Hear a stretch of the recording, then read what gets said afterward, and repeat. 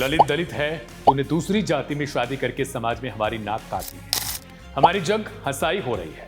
अपने पैर पीछे खींच ले शिवानी, पीछे खींच ले। सोचिए, जिस खाके के साए में मुजरिम कांपते हैं, उसी खाके की पहरे के बीच एक बाप कसाई बन जाता है।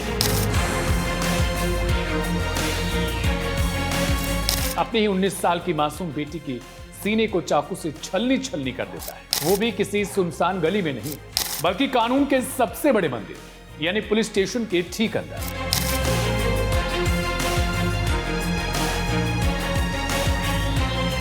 क्या कानून का खौफ इस देश में पूरी तरीके से मर चुका है? क्या झूठी शान और जातिवाद का जहर इस कदर इंसान के दिमाग पर हावी हो सकता है कि उसे अपनी ही औलाद की तरफ दिखाई न दे?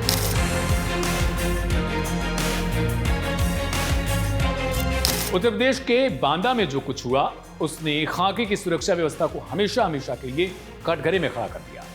थाने के भीतर ऑनर किलिंग की इस दुस्साहस वारदात ने पूरे देश की आत्मा को झकझोर कर रखा।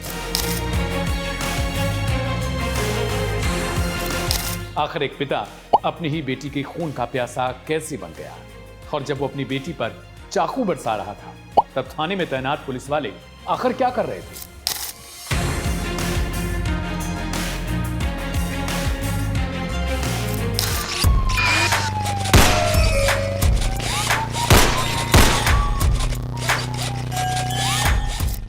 नमस्कार, क्राइम कथा के आज के इस एपिसोड में आपका बहुत स्वागत है। मेरा नाम है दिव्यांशु सिंह।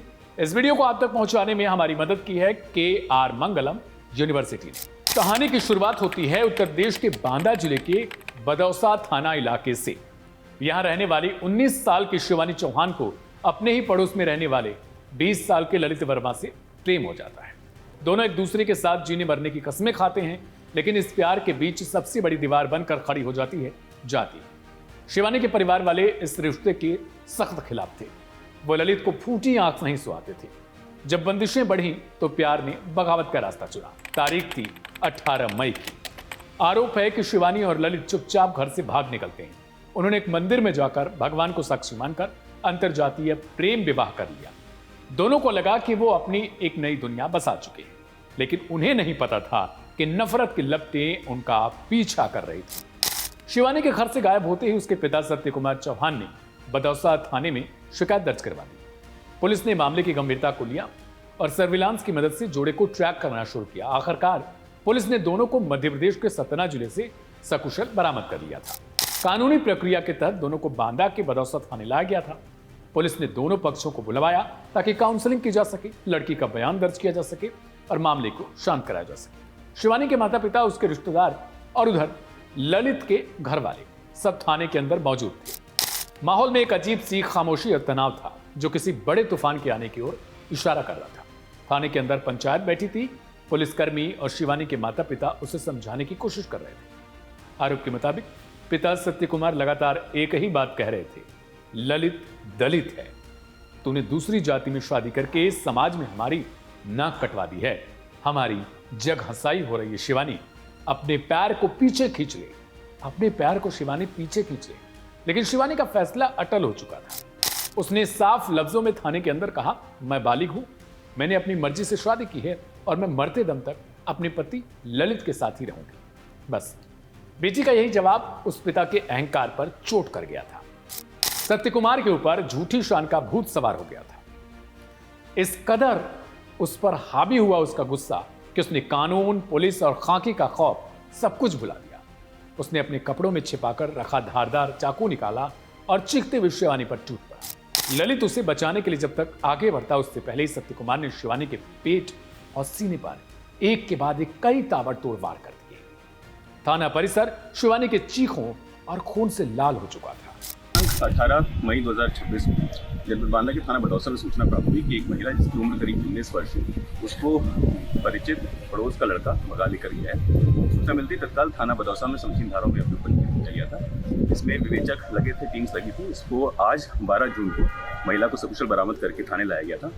इसी में नियमानुसार जो उसके परिवारजन हो उनको सूचना दी गई, उसके माता पिता द्वारा आया गया, उसकी बातचीत कर रहे थे, काउंसलिंग की जा रही थी। उसी बीच जो महिला के पिता हैं उनके द्वारा एक धारदार हथियार से महिला के पेट पर वार किया गया। सूचना मिलते ही तत्काल महिला को CHC अतरा ले जाया गया, जहाँ से उसको मेडिकल कॉलेज रेफर किया गया। मेडिकल कॉलेज में डॉक्टर द्वारा उसको मृत घोषित किया गया। इसमें जो मृतका की मां है, उसके तहरीर के आधार पर उसके पिता के खिलाफ अभियोग पंजीकृत कर लिया गया है। पिता को पुलिस ने हिरासत में ले लिया है। इसमें बॉडी को कब्जे में लेकर के पंचायतनामा पोस्टमार्टम की कार्रवाई की जा रही है। आगे की विधिक कार्रवाई प्रचलित। खून से लथपथ शिवानी को पुलिस ने तुरंत जिला अस्पताल पहुंचाया, जहां डॉक्टरों ने उसे बचाने की पूरी कोशिश तो की, लेकिन घाव इतने गहरे थे कि शिवानी ने दम तोड़ दिया। उसकी मां रन्नू चौहान की तहरीर पर पुलिस ने आरोपी पिता के खिलाफ हत्या BNS की धारा 103 का केस दर्ज कर उसे सलाखों के पीछे भेज दिया। यानी एक तरफ पिता ने अपनी झूठी शान में अपनी बेटी की हत्या कर दी, लेकिन दूसरी तरफ वो मां की ममता, उसने तुरंत अपने पति के खिलाफ ही तहरीर दे दी। लेकिन सवाल आज भी वहीं खड़ा है। इस हत्या ने एक हंसती खेलती बेटी की जान तो ले ली, लेकिन साथ ही पुलिस की सुरक्षा व्यवस्था को भी कटघरे में लाकर खड़ा कर दिया। आखिर हमारे देश की बेटियां पुलिस थाने के अंदर भी क्या महफूज नहीं है? जहां हर वक्त हथियारबंद जवान तैनात रहते हैं, तो फिर वो कहां सुरक्षित रहेंगे? जातिवाद और झूठी शान की सनक ने एक बार फिर एक पिता को कसाई बना दिया और एक मासूम प्यार का दर्दनाक अंत कर दिया। अब सवाल यह है कि थानों के अंदर आखिरकार कोई पिता जिसके अंदर इतना गुस्सा था, इतना वहन था उसको अपनी शान को लेकर, उसने किस तरीके से थाने के अंदर चाकू लेकर वो घुस जाता है? क्या पुलिस वालों ने इस दौरान कोई चेकिंग नहीं की थी? पुलिस को क्या इस बारे में जरा भी सूचना नहीं थी कि शिवानी का पिता आज एक चाकू लेकर पहुंचा है? अगर किसी तरीके से तर्जक होती है, वाद विवाद होता है, तो उस चाकू यानी हथियार का उपयोग किसी पर भी कर सकता था वो। यहां तक कि जो ललित है, जिसे वो दूसरी जाति का बता रहा था, ललित वर्मा, उस पर भी वो चाकू मार सकता था। और अगर कोई पुलिस वाला शायद अपोज करता तो हो सकता कि उसके लिए भी वो घातक बन सकता था। तो फिर क्या सुरक्षा के नाम पर अब थानों के अंदर भी इस तरीके की वारदातें देखने को मिलेगी? एक तरफ यूपी में जहां योगी सरकार इस तरीके से सुरक्षा मानक तैयार करना चाहती है, जहां हर किसी बहन बेटी को सुरक्षा दी जाती है, खुद मुख्यमंत्री योगी आदित्यनाथ तमाम तरीके के दावे करते रहते हैं। ऐसे में इस अपराध ने एक गंभीर सवाल खड़ा कर दिया कि क्या थानों के अंदर भी अब ऐसी वारदातें यानी हत्या, जिसे कहा जाता है कि पुलिस यानी कानून के हाथ इतने लंबे होते हैं कि वो हर मुजरिम तक पहुंच जाती है, तो फिर क्या यहां वो नहीं पहुंच पाई थी? यहां उसे इस बात का अंदाजा नहीं था कि इस तरीके की वारदात हो सकती थी? सोशल मीडिया पर तमाम तरीके की राय चल रही है, कमेंट चल रहे हैं। एक तरफ जातिवाद को लेकर कि क्या ललित वर्मा और शिवानी चौहान जब दोनों ने शादी कर ली थी और दोनों बालिग थे, तो फिर पिता को दखलंदाजी नहीं करती थी, या तो वो रिश्ते को स्वीकार करते या फिर बेटी को भूल जाते, क्योंकि उन दोनों ने अपने मन से फैसला किया था। वहीं दूसरी तरफ जब मां ने पिता के खिलाफ ही तहरीर दर्ज करवा दी, तब भी यह सवाल खड़ा होता है कि क्या शिवानी के साथ उसकी मां उसका सहयोग कर रही थी, और क्या उसकी मां ने अपने पति को इस बात के लिए नहीं समझाया? आपकी क्या राय है क्राइम कथा के आज के इस एपिसोड पर? हमें कमेंट बॉक्स में जरूर लिखिएगा। कल मंगलवार को ठीक इसी समय आपसे मुलाकात होगी क्राइम कथा के एक नए एपिसोड में। तब तक के लिए आप सभी को शुभ रात्रि, नमस्कार, शुक्रिया।